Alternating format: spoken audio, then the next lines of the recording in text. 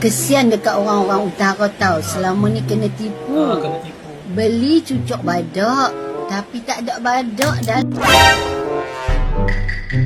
Tolonglah. Akak tolong sangat-sangat. Jangan ajar orang macam gini sebab nanti fikiran budak-budak ni dia macam budak-budak Gen Z ni. Dia macam nanti dia terus direct tau, dia direct. Nanti tanya apa?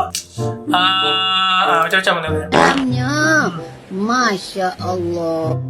Kesian. Tengok komen Makcik, saya beli puteri mandi. Dah ada fikir mana puteri mandinya kan? Saya pun kena tipu makcik. Saya beli badak berendam, tapi tak ada pun badak tengah berendam kan dah cakap. Jangan dah tu kalau beli kodok nak kena ada kodok sekali. Aduh, budak-budak sekarang ni. Habis kalau beli kuih sarang semut memang kuih ni banyak-banyak nama binatang, tapi tak adalah pada binatang kat dalam tu. Faham tak? Pakcik, saya beli kuih teliga